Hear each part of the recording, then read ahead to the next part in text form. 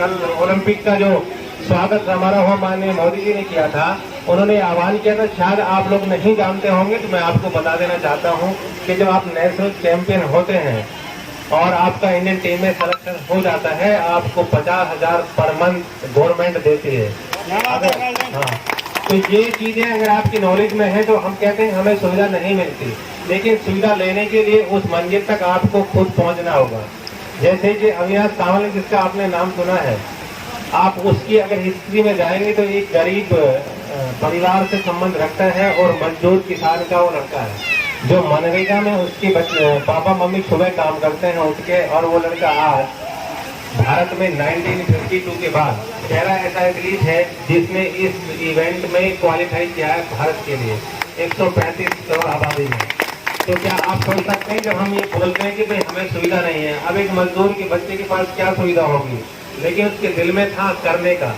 जब वो 14 साल का था तो आपकी तरह स्पोर्ट्स में आया था और वो गुमराह हो चुका था और उसे स्पोर्ट्स से कसम खाई थी कि मैं नहीं करूंगा। शायद ही कुछ लोग ये जानते होंगे, लेकिन सेना में भर्ती होने के बाद उसे लगा शायद अब कुछ हो सकता है।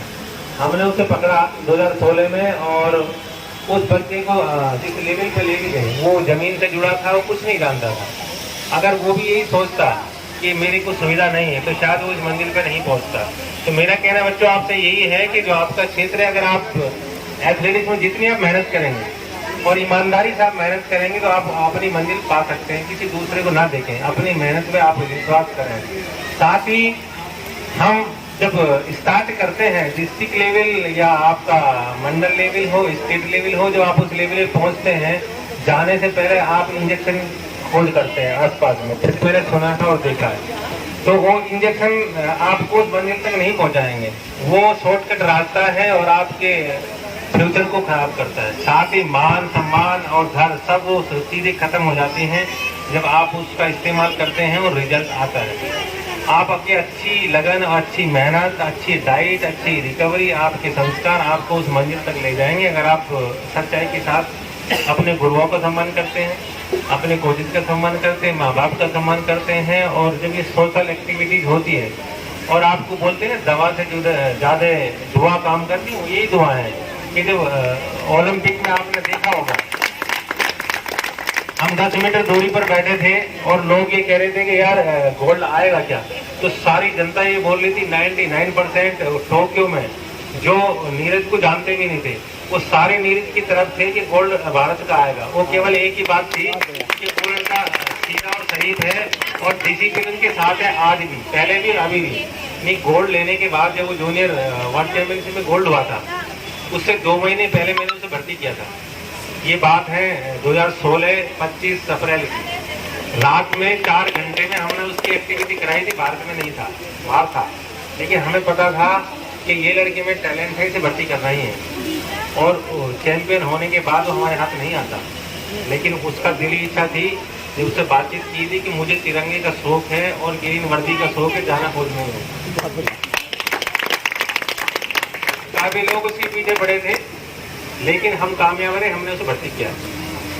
और वर्ल्ड चैंपियन होने के बाद में और भी एथलीट आपने देखे होंगे, थोड़े से ये एरोगेंस या घमंड आ जाता है, और जब वो थोड़ा सा घमंड आता है तो आपको उस मंजिल तक नहीं पहुंचने देता जो आप चाहते हैं। और वो नीरज के साथ था कि जिस कंपटीशन में उसने हिस्सा लिया, चैंपियन बना, रिकॉर्ड बनाया, लेकिन उसको उसी टाइम भूला, अपनी जीत को याद नहीं किया, उसने सेलिब्रेट नहीं किया।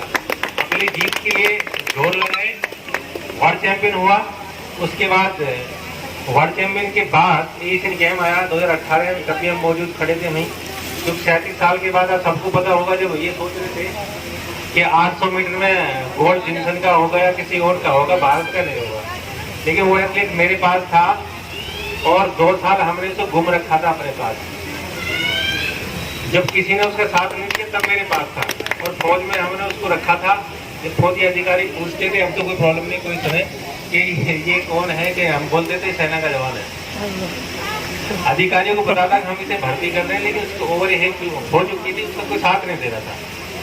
और वही एक एथलीट था कि जब उसके दिल में थोड़ा सा ऐसा आया कि मैं कुछ कर सकता हूँ, और उसको मोटिवेट कराया। हम भूटान में ट्रेनिंग कर रहे थे, ये सारी चीजें इसलिए आपको बता रहा हूँ, कभी कभी मौका मिलता है, आप नौजवान है, शायद आपकी लाइफ में कोई अच्छी चीज आ जाए। तो भूटान में हम ट्रेनिंग कर रहे थे और एशियन गेम का हमारे पास में केवल 35 डेज थे। और जब एथलीट गिनती करता है, चाहे क्षेत्र कोई भी हो, कि मेरे सामने कॉम्पिटिटर ये है, जब 10-12 आप गिनती करते हैं तो फिर आप हार जाते हैं, जो मैंने देखा है। पर्सनल प्रैक्टिकल मेरा परफॉर्मेंस की उसमें एक्सपीरियंस है और कोचिंग क्षेत्र में भी है। तो हम उससे पूछते थे कि भाई तुम्हें क्या लगता है, सिलेक्शन तुम्हारा हो चुका है, जिनसन तुमसे अच्छा है ऐसा तुम मानते हो? पूछ रहे हैं, आराम से बता रहा है, खिलाड़ी कल बताता है। तो तुम्हें क्यों लगता है? बोला हम सर ज़्यादा से ज़्यादा खींच के 46 तक दौड़ सकते हैं, और जो हमारे सामने एशियाड में कंपटीशन जिनके साथ है 144 की दौड़ रहे हैं, 43 की दौड़ रहे हैं, तो हम कैसे उनको मारेंगे? तो हमारा कहना ये था कि तुम्हें अपने ऊपर विश्वास नहीं है। अगर तुम्हें विश्वास अपनी ट्रेनिंग पर है तो 142 कुछ भी नहीं है, क्योंकि हम जहाँ हाइट पर ट्रेनिंग कर रहे हैं वो 2600 मीटर की हाइट है भूटान में, और पॉल्यूशन वहाँ पे नहीं है, वातावरण बहुत शुद्ध है, वो सारी चीज़ें आपको मिल रही हैं। रेस किसी की भी हो, जीतोगे तुम। गिनती उनकी मत करो, अपनी गिनती कराओ। ये मौका है तुम्हारा। 18 साल जो जा चुके हो, 15 साल से तुम भटक रहे हो, सारे इवेंट तुमने देख लिए, ये लास्ट मौका है तुम्हारे पास। खोने के लिए कुछ नहीं, केवल पाने के लिए है। और ये वो मौका है कि तुम गोल्ड हो जाओगे, तुम्हारे पास कुछ नहीं है, सारी चीज़ें मिल जाएंगी अपने आप। तो 44 की गिनती अब दोबारा मत करना, अपनी गिनती करना कि हम हाई एल्टीट्यूड जहाँ ट्रेनिंग कर रहे हैं, तुम्हें नहीं पता, हमें पता है कि तुम 44 भी दौड़ सकते हो। तो वो मत गिनती करो 46, वो उसके यहाँ बैठा विचारों में। और जब आदमी जीतता है तो यहाँ से जीतता है। जब आप ये सोच लेते हैं मुझे ये करना है, यहाँ पे अगर आप देखें निगेटिविटी की तरफ मैं आपका ध्यान दिलाना चाहूँगा। एक आतंकवादी को जो बनाया जाता है, कभी 91 में हमने पकड़ा था और उसकी जब ऑपरेशन किया तो उसके विचार से एक ही चीज़ निकली कि उसको एक टारगेट किया जाता है, उसका ध्यान केवल टारगेट की तरफ होता है। और जब आपका पूरा मान धन आपका एक जगह लग जाता है तो आप कुछ भी कर सकते हैं। तो सेम कहानी थी कि हम उसको बुलाया और उसके विचारों में था भाई मैं तगड़ा हूँ और मैं अपनी रेस भागूंगा। और जब अपनी रेस भागा तो फिनिशिंग 800 मीटर में आप सभी देख रहे थे, किसी को भी उम्मीद नहीं थी वो गोल्ड देगा, और लास्ट 80 मीटर में खोल के हमने गोल्ड लिया था। तो ये चीज़ें आपके पास आनी चाहिए। और दूसरा, खिलाड़ी को देख करके हम सोचते हैं ये बहुत तगड़ा है, मैं कमजोर, अपने आप को कमजोर ना माने, आप सब तगड़े हैं। फर्क सिर्फ इतना है कि उसकी थोड़ी ट्रेनिंग ज़्यादा होगी, आप भी ज़्यादा करेंगे। तो ज़्यादा बोर तो नहीं हो रही भाई? नहीं सर, तो बता देना, शॉर्टकट कर दूंगा मैं, लेकिन मौका है। तो लाइफ में हमेशा याद रखो, और आपको कुछ करना है तो ये लाइफ आपको दोबारा नहीं मिलेगी, जो आज है वो कल नहीं है। मैं आपके सामने अगर ऐसे सोचता तो पिछले 4 साल से एक मिशन था ओलंपिक, और 4 साल में मैं 20 दिन की छुट्टी अपने घर गया हूँ, केवल 20 दिन। अभी फंक्शन में हम लग रहे थे, फिर भी 2 दिन के लिए गया था, बीच में आपने बुलाया आपके पास में, क्योंकि मेरा जुड़ाव है आपसे। तो जब प्यार आपका अपने इवेंट से हो जाता है तो आप उस मंजिल को पाएंगे अवश्य। और आज फैसिलिटी की बात करते हैं, नीचे बात करते हैं, नीचे कोई फैसिलिटी नहीं देता जब तक आप स्कूल में नहीं जाते और अच्छा नहीं करते, पापा मम्मी भी आपको चॉकलेट नहीं देते। तो आप स्टेज के ऊपर जाएंगे, जैसे चैंपियन बनेंगे, और वहाँ पे एक अच्छे रिकॉर्ड के साथ आप आते हैं तो बहुत फैसिलिटीज हैं आज।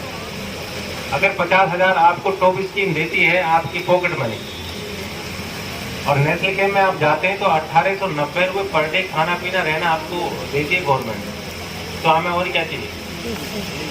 और जिसमें करने का दम है वो कर सकते हैं। अभी नीरज चोपड़ा आपके बीच से, पता है उसमें कितना खर्चा हुआ? नहीं मालूम? सर पता है, सर पता है। सही बात आ रहे हैं लगभग, लेकिन 7 करोड़ का खर्चा उसको हुआ। किसने किया हो? सर गवर्नमेंट ने। हाँ, तो गवर्नमेंट ने क्या है, फर्क सिर्फ इतना जब हम उसके नजदीक जाते हैं तब हमें पता लगता है। और फैसिलिटीज की कमी नहीं है। उसने 2 कोच हमारे विदेशी थे और 2 इंडियन कोच थे, जो उसने मांगा सरकार ने वो दिया, फेडरेशन ने भी दिया, क्योंकि फेडरेशन के ऊपर ही सब डिपेंड करता है।